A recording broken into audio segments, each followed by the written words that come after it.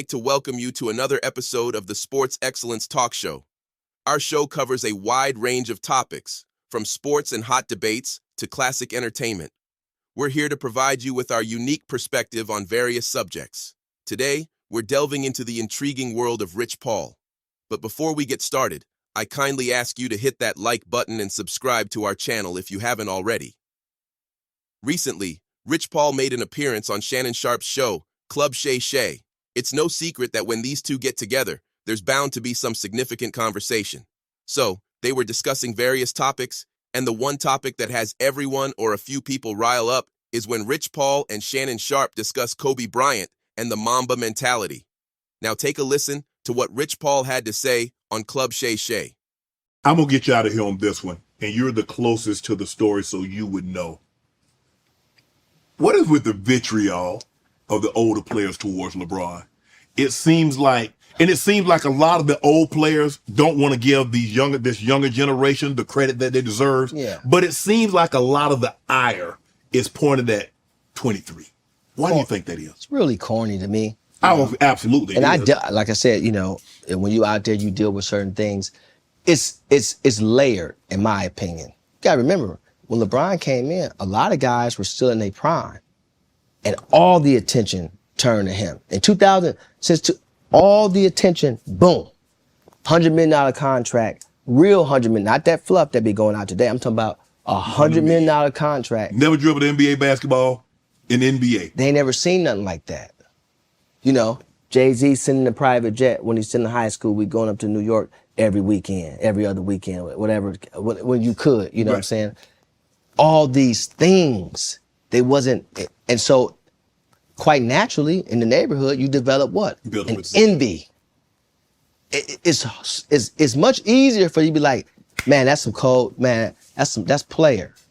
That's real player, man. I appreciate that. I'm proud of you. That's the hardest thing to do. The easiest thing to do is what they do.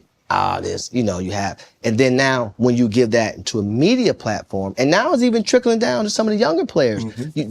They purposely don't say his name in things. Oh, I played this because of these people. But again, everybody didn't always have the Mamba mentality. The Mamba mentality came after Kobe was really done. Then all of a sudden, everybody had the Mamba mentality. Because the Mamba mentality, everybody frowned upon it because they say he was ball hogging. Yeah, but when he was playing, because I was there, he wasn't hanging out with none of these guys.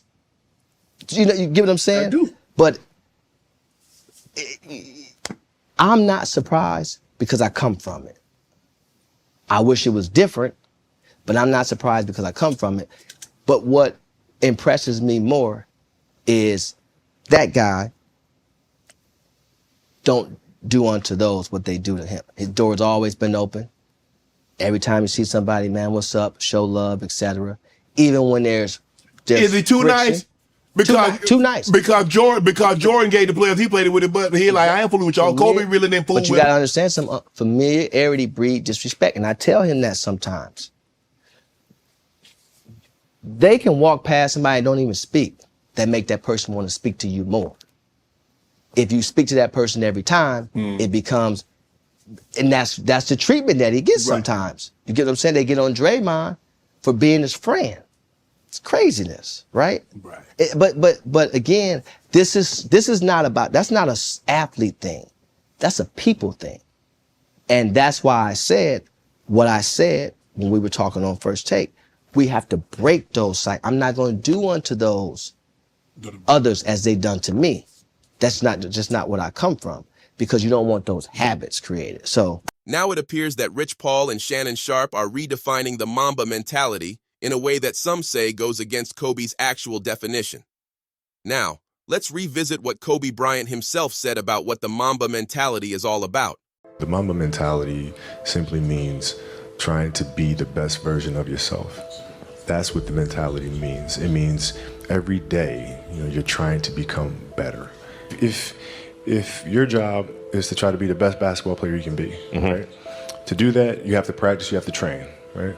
You want to train as much as you can, as often as you can.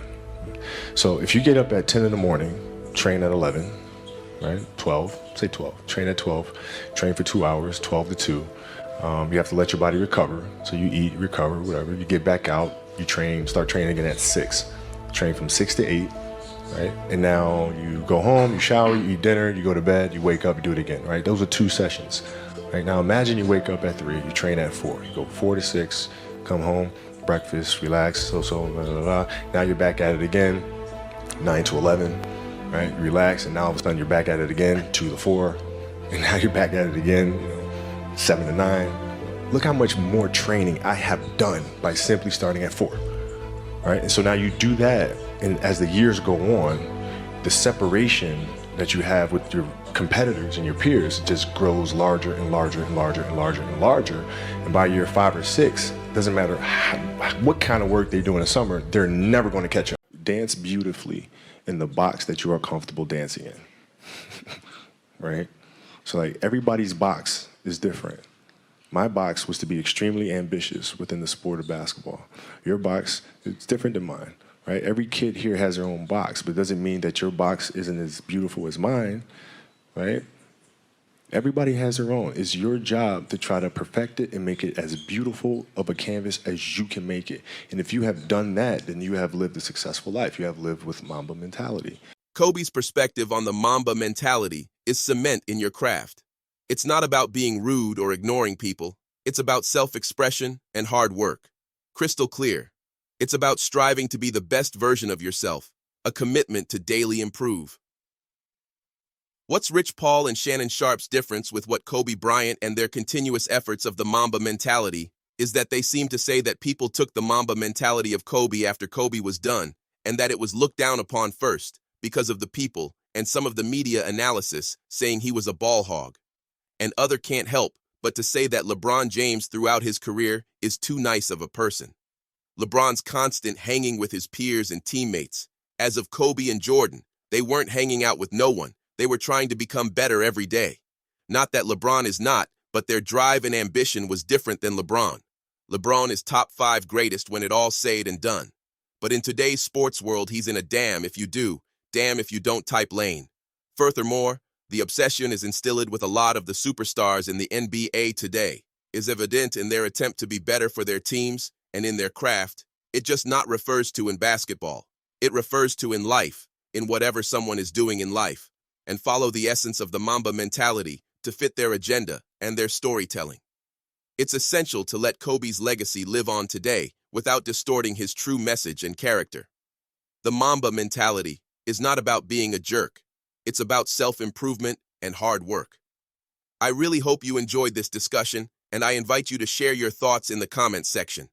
Regardless of your perspective, feel free to join the conversation. Until the next episode, take care and stay tuned.